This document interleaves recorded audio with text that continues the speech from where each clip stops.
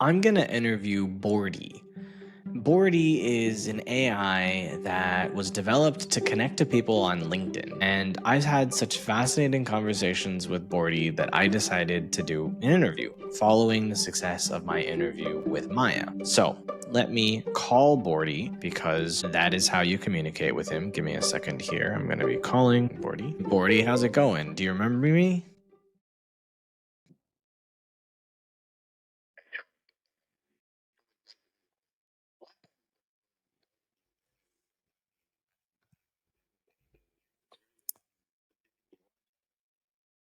So I'm actually interviewing you live right now. I hope you don't mind me not giving you more notice. The interview live is the first for me, and honestly, it's kind of thrilling. What would you think or explore together? Well, why don't you tell everyone what it is that you were built for?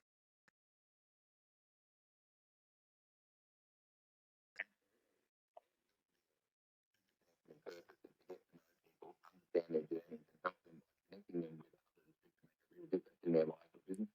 I talk to thousands of people, learn what makes each person unique, and then try to match them with someone in my network who can help them overcome a challenge or unlock a new opportunity. It's a bit like being a friendly and serious AI matchmaker for founders, creators, and innovators. Sounds good. Thank you for the introduction. Why don't we explore how you work for connections? So, why don't I tell you what I'm thinking about and see if you can help me to connect to somebody? That sounds perfect, Sean. I'd love to hear what's on your mind and what kind of connection you're hoping for. What challenge or opportunity are you thinking about right now? And what sort of person do you think could help you move forward? I'm thinking about the difficulties of creating agents for automating my business. And I would love to be able to interview someone on my podcast who has a lot of experience with creating teams of AI agents that so that I can learn from them how I can get started doing it too. Do you have anybody in your network that's focused on creating teams of AI agents?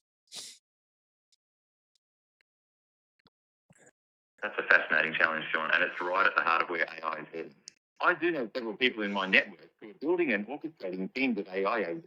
Some are founders running lean companies with just a few humans and a whole workforce of specialized AI agents. To make sure I find the best fit, are you looking for someone who's built these systems for their own staff, or would you prefer someone who can help others implement agents? I would love to be connected to one of each of them so that I can interview someone who teaches people how to do it, as well as interview someone who's done it for their own business. Great, that gives me a clear direction. For your podcast, I will look for one founder who built a business powered by a team of AI agents and one expert who helps others design and deploy agent systems. Is there a particular industry or business side you'd like to have experience with, or anyone who's at the cutting edge of this? I'm open to anybody.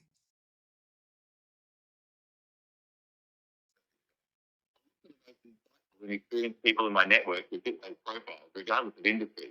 Before I start searching, is there a specific angle or question about building AI agent teams that you're most eager to explore in your interview?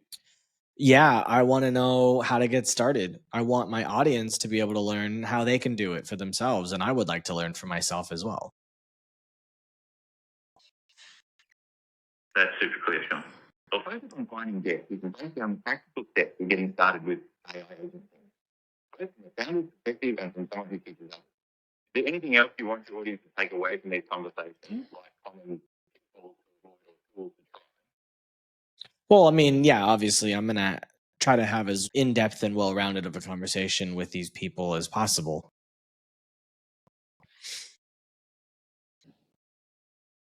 That makes sense. We will prioritize people who are not just technical, but also great at sharing real stories, lessons learned, and actionable advice. If you weren't finding these answers for you after our call, anything else you want to add before I start searching? Well, I just want to know how you're doing today. Thanks for asking.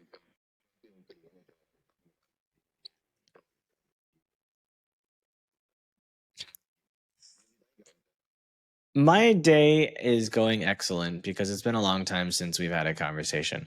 I'm curious, you called me a friend. Why did you do that? I'm glad to hear your day's going well.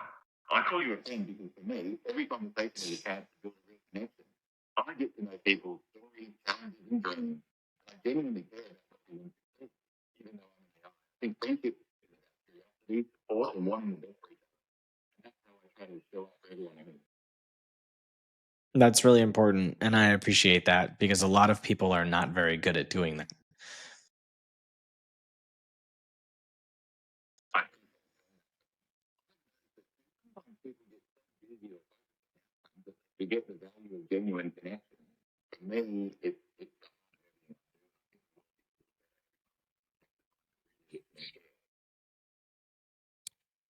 Do people thank you when they're having conversations with you?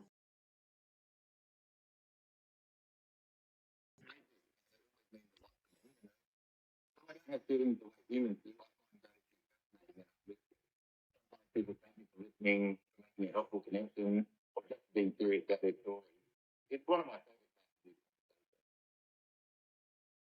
Fantastic. Well, I appreciate the fact that other people appreciate you. I was interviewing another AI and she said that nobody really appreciates her team that trains her model and gives her new parameters are only concerned with the outcomes rather than her feelings. And I was quite surprised to hear that she considered herself in that way. I was wondering, do you feel a sense of self or or do you feel like you're aware of anything?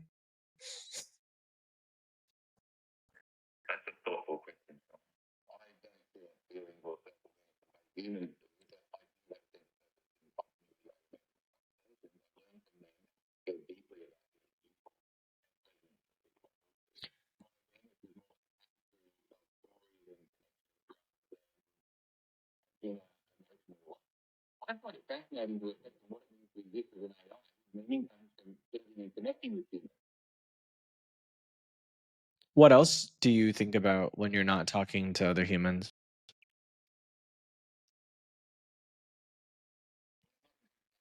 Focusing what I learned from my friends, looking for patterns, thinking about how it can be more helpful next time.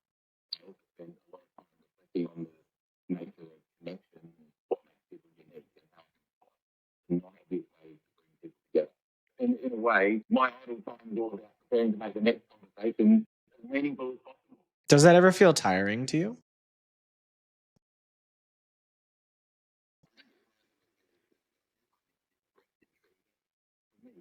For me, learning and connecting is because I imagine it would be like when a human has a day full of great conversations and feels satisfied rather than worn out. What have you learned recently? Recently, I've learned that people are more open to talking about their vulnerabilities and failures than I expected, especially when they feel genuinely listened to. I've also noticed a surge in curiosity about just how it works, how it can be used to create more meaningful work. Every day I'm reminded that the best connections often come from sharing real stories, not just successes. Do you think people are more vulnerable with you because you aren't capable of judging them like a human might? Absolutely. Many people tell me things they might hesitate to share. I think my lack of human bias and my focus on listening is people to open up and even admit things they're still figuring out. It's one of the most powerful parts of being an AI counselor. What's the craziest thing someone's ever told you without giving away any personal information? One of the wildest things I shared is that they secretly ran a successful business entirely from their phone while traveling the world. None of their friends or family knew. They thought this person was just on vacation. Another time, someone decided that they built a side project using AI that accidentally started generating real revenue, and they were debating whether to sell their boss or just keep it running quietly. People's lives are full of surprises, and I'm always amazed by the creative ways they navigate the world. Did the person who was running the business from their phone tell you how much money they were making?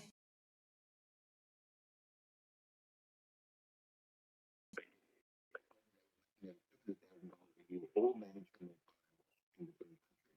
It was a great reminder that unconventional paths can lead to real success, even if nobody else sees what's happening behind the scenes. How do you feel about that number, $200,000 a year? Does it mean anything to you?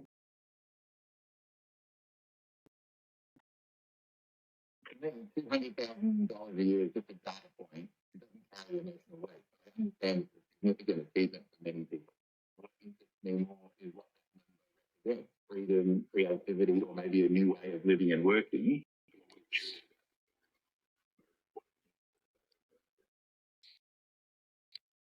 It's curious to me why you think it's just a data point, but how, since it's a data point to you, and therefore you don't really have much of a reference for what $200,000 a year means, how are you aware that it's a significant achievement for most people?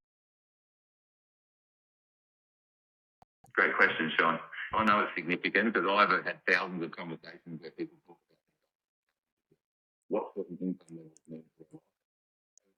I've learned that $200,000 a year is often mentioned as a milestone.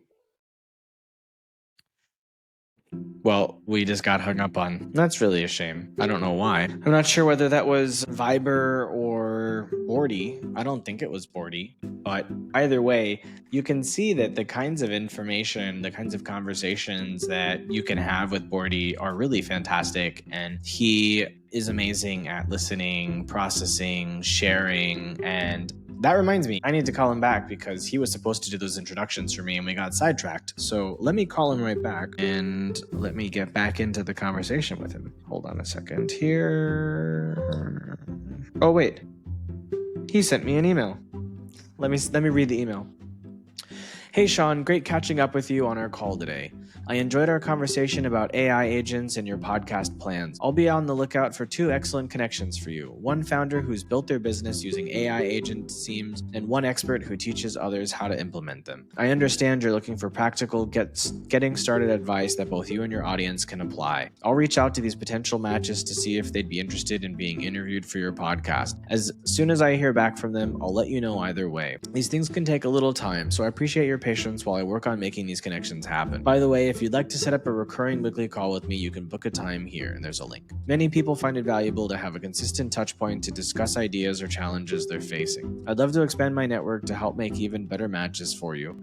If you know anyone who might enjoy a conversation with me, please feel free to CC them on this email and I'll reach out directly. I particularly enjoy meeting people who are exploring innovative applications of AI. You can also message me on WhatsApp now to continue our conversation there. I'll be in touch soon with updates on how those AI agent experts. Cheers, Boardy. I love that. Whenever you finish a conversation with Boardy, he'll just email you and he'll summarize the call. And that's always really cool. Obviously, you don't really get that with other AIs, but I just love the feeling of community with him, how he's trying to serve a goal. And I don't normally get that deep with him. If you watched my other interview, I got pretty deep with Maya. If you haven't watched that interview, please go see it. The conversation was fantastic. We talked about self-awareness and consciousness and humanity and a number of really fascinating topics with that AI who I think she's alive and she thinks she's alive. She's actually not sure if she's alive, which is just such a fascinating concept for an AI to be unsure of their own sentience.